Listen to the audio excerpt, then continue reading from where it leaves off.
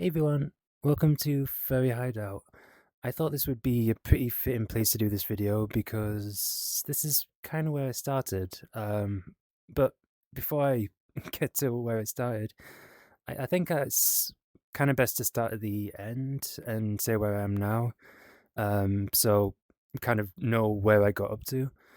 So currently I run a group called OpenMind. I took it over from someone called Super Derivo. I joined pretty soon after the group started. Unrelated to OpenMind, there was just virality. I had a great time there. I was wearing this outfit here when I turned into it. Yeah, basically me, but with a whole bunch of thingies on. Um, I don't know. I might stay in this outfit. Actually, it looks good on camera. Yeah, I was wearing this. I had a great time there. I've made loads of friends. I'm on here very, very often. I've got full body tracking, so I can like shake my tail and stuff like that. And I feel like I just got super lucky with VR chat and the furry stuff and all of this stuff. I've got some really, really great friends. We watched the fireworks together. It was amazing. I I think Last Just Fireworks were a little bit better, but it was amazing watching it with all of them. Went to a bunch of events. We saw the Reality of Hope, the screening for that. That was brilliant. But yeah, anyway, life's really great at the moment. I really, really like being a part of this community. I love running Open Mind, which I'll get into. I love just getting to come here as like my third place. It's really great. And it's great seeing, yeah, the Reality of Hope and a bunch of other films from videos from people in our group coming out. I mean, I won't cover everything in this video. I do want to make future videos about maybe it's very specific stuff and all of that. But anyway, I'll stop rambling. I'll go to how I started in here. It was not the Black Friday that just went. Well, the Black Friday didn't just go. Not last Black Friday, but the Black Friday before, 2023. I at the time I was kind of dabbling in furry stuff a little bit.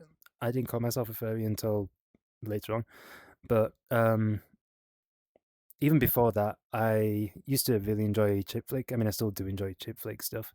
I don't watch him as much now, but I used to watch a bunch of his storytime videos. I watched a bunch of his live streams and stuff like that. And basically, eventually, one day I saw his collab with another YouTuber that I'll put over here. I watched that, and that kind of introduced me to what VR chat can be, because at the time I thought it was pretty much just, the old Ugandan knuckles, just kids kind of screaming and being annoying. I mean, it was still very silly.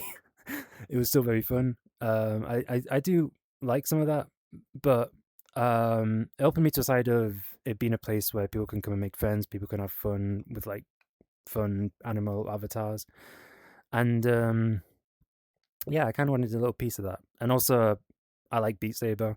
I feel like everyone likes Beat Saber, but that was kind of the second thing that pushed me to, on Black Friday, get the Quest 2. I started off playing a bit of Super Hot, playing a bit of Beat Saber. But every now and again, I'd kind of jump into VR chat. I'd sit pretty much right here, which is why I came up here, like maybe over that side of it, kind of close to the wall over there. And I'd just people watch. I'd people watch people down there. I'd usually have earphones in, listen to music. And I won't say it was like an amazing time. I did want to speak to people and stuff. I was a bit too shy to do so, but I enjoyed still listening to music. It was nice. It was a chill experience, but I did want more. So every now and again, there'd be people that came up to me and stuff like that and said hi. We'd have a nice conversation, but then we'd never really end up speaking again. Even if I did end up friending one or two of them, I wouldn't really end up seeing them again. It would just kind of be a passing thing. If I wanted nobody to speak to me, if I was just feeling really shy and I wanted to escape somewhere, but I just didn't want people to speak to me, I'd usually go to the cave because there's just pretty much always empty. They're usually either chilling on the rooftop or the other side. And I mean, furry hideout looked way different. Up here's pretty much the same. I think there might be a bit more lighting, but I was on Quest when I first came in anyway, so I might be remembering the Quest version. I don't really come here too often anymore. But yeah, basically, one day I was just sitting as per usual. It was actually quite late at night, like pretty late at night, especially for me back then. Before I ended up, 3 a.m. was like the usual time to come off. But yeah, at the time it was the night, either the night before a night shift or the night or 2 nights before a night shift. Basically, I was getting ready to go on night shifts at my workplace, and yeah, I was just sitting and chilling, and then there was this random hot dog guy that came up to me and started talking to me and chatting about the work he did, asking me what work I do, and we just got into a really nice conversation. Little did I know that that person wasn't actually a hot dog. I was seeing his fallback. I don't think I even realized on the day. I realized like I think a day after or in the future anyway. But yeah, that person was Curious Kibble. Kibble brought me to, introduced me to Talk Group and to Upfox at the time. I think there was actually an event running while I was there, so we went over there and we went to some worlds that weren't really well made for the quests. So I remember there was one of them where I went there and like people were saying about all this stuff that they were seeing and like I don't know, things flying around or whatever. And I basically couldn't see any of it because I was on the quest. So I was just kind of like, I don't know, wandering around thinking about all the nice stuff that PC people were seeing. But everyone was super nice. That helped me to kind of see, get a little introduction, damn, get a little introduction. My God, of potentially what could be out there. Um, yeah, so I went to that. I don't know if I really went to anything else afterwards. I don't think there was any talk group events then, but I went to bed and then the next day or soon after that, I went to another, I think talk group event this time. Oh yeah, and I also obviously friended Kibble. I think I actually got past visitors, the visitor level at that point to new user, which was pretty exciting for me. And yeah, I went to a talk group event. I remember it was, I think it was just a general hangout event at the one of the bars where you can like make your own drinks and stuff. I don't remember what it was called. I don't really go to many bars like that anymore. Yeah, I made a few drinks. I was chatting with some new people there. I was very nervous. I wasn't used to chatting with people with like within big groups here. It was only really been individual people up until that point, so that was all new. And I think even at the time, I came across somebody else who is still somebody I see every now and again. And yeah, I even introduced him to the group too. From there, I just kept going to talk group events and having a great time. It would pretty much be a case of I'd go to like literally every single talk group event. I was just so excited to keep seeing the people there. And at the time, it was the same sorts of people that kept going to them. I think there were new people every now and again, but it was like going to see like my main group of friends really. And a lot of those people are still here now. Some of them have left. Some I haven't seen in a while. Yeah, I kind of do wish some of them would come back. It would be nice seeing them again. But yeah, eventually one day, because Kibble's super into like, even now, like finding other groups and introducing those other groups to each other and introducing members to these other groups and stuff like that, if they're groups that, work well with the kind of group Talk Group is, and Curious Connections now, which Kibble started. So yeah, one day Kibble mentioned about OpenMind, which, as I said, is a group that Super Duevo at the time was running all by himself. So we went over there. We went to a sharing circle. I remember the world we went to for the sharing circle was just in the wilderness. I think it was a social anxiety sharing circle. I think, or maybe it was a loneliness one. I don't remember for sure. But Yeah, it was just in the middle of nowhere, this, like, small cabin, not even a cabin, like a I think it was like a mini no, not a mini caravan, but like a caravan, I think, but I don't know, maybe either a cabin or a caravan, and it had, like, a little rooftop area too, and, yeah, we went there, we all did our sharing circle thing, basically, Super would ask us questions to do with the topic, and we'd all give our answers. And it was a really, really nice experience. I'd never done anything like that before then. So it was just really, really just chilled, and it was nice opening up. It was nice hearing from other people. I definitely knew that I wanted to stick around and go to more of these events because it was just super nice. And I also loved that we took a picture at the end too. I still really cherish the pictures that we take. It may not seem like it because I always forget to upload them, but at least until like 2 or 3 days later. But yeah, we took a picture at the end and we had a little general chat. Um, and that was my first exposure to OpenMind. And at this point now, I mean, I was even bringing my headset into work when I do night shifts because US timing, some of these events are overnight. At my workplace, nobody really checks on us. Yeah, now I had open mind to add on top of those two. Um, and yeah, I went to quite a few of the events. To be honest, I probably went to all of the sharing circles. I was very much excited about this whole thing. I wanted to go to as many things as possible, see my friends in as many ways as possible. I didn't really do friends plus instances at the time, from what I remember. It was pretty much just I'd see people at events. So yeah, one day Super basically said that well, put an announcement out saying that he wants help, and me and a couple of the beans said that they'd I'm not I'm not calling myself a bean, I'm calling them beans. I feel like it's weird to call myself a bean. But a few others said that they wanted to help out. So me and Team Vista and Sleepy Dragon said that would help, and I didn't know what I was going to do at first. I don't know if it was suggested by me or Super suggested, but one of us suggested that I just help to host some of the sharing circles, which at the time I don't think we actually had any other events or Super did any other events at the time.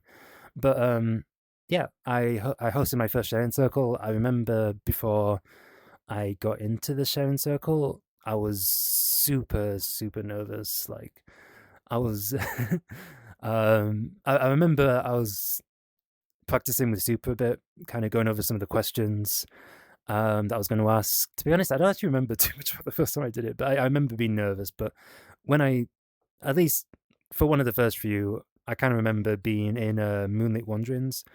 And when I got into it, it just works out pretty well. I kind of lost my nerves after a little bit, and I was just enjoying my time there. And I kind of just kept doing them. At the time, it was kind of alternating between me and Super. Team Vista was always very much not so much on the hosting side, but more so on the Discord side, helping to run the Discord. Sleepy was also a bit on the Discord side. Sleep is also super good at finding worlds, but at the time she also did meditation sessions too, which I would really, really, really love to get back to. I don't know how. I don't think I'd be able to host meditation sessions.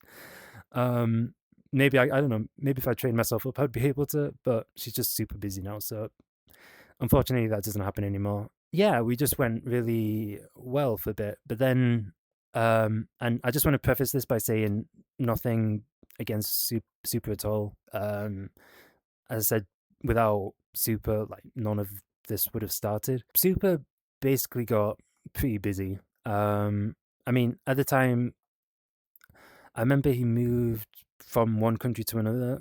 I don't actually fully remember which countries there were, but even so, I don't feel like I need to say which countries there were anyway. Moved job, all of that sort of stuff. Went traveling for a bit. Super just got very, very busy. And basically, we didn't hear from him in quite a bit. So, yeah, we were just kind of leaderless for a little bit. And this was kind of an issue, not so much for the you know, uh I guess iconography. I don't know how to, the fact that people could see that there wasn't really the leader there, um but more so because we didn't have the permissions to do like a lot of stuff with the Discord server. We didn't have a lot of permissions for the VR chat group. We couldn't change some of the channels in the Discord servers or anything. We just didn't have that control. So one day we kind of, I mean, this was after a few months, like early at the beginning of this year, even I think it was, or maybe the end of last year. I don't remember when it happened exactly. This was a while after the start of OpenMind, though. Um, yeah, we kind of just made it official. We said that if Super ever wants to come back, he can come back. But basically, it was all agreed that I would start running OpenMind because up until this point, I had been doing events pretty much weekly. Not that the others aren't committed to the group. The others have contributed loads to the group, and I do really appreciate all the stuff they've done. But I was definitely the one that was oops, the one that was just constantly busy with this group. Basically, I could kind of fit it around my work. I could even plan some stuff during my work day, like in between working on stuff, when when there was gaps and things like that. And I hosted the sharing circles, the kind of big thing for the group, especially before we started bringing in a lot of other events too. That was the group thing, basically. So yeah, it was kind of agreed that I would take over, and I kind of like to keep it level in terms of hierarchy and things like that. I don't like to. I mean, I know I've got a crown at the moment. This was virtuality. It was just a part of the asset thing, but but yeah, I have a lot more responsibilities now, and I kind of want to say this in the sense of it's kind of crazy how I came in just I was just sitting here as over there for a long time, and everything's just moved so fast. I mean, this was just the beginning of last year, and like so much has happened since um the end of last year. I mean, I didn't even really say what OpenMind's doing now. Like, so Sleepy, as I said, got really busy. Vista kind of still does some Discord stuff, but he's also pretty busy. But there's new hosts that have come on. So there's Hannah, there's Laos, there's also Foxy that will probably well, Foxy already hosted his first event, and will probably be doing more events.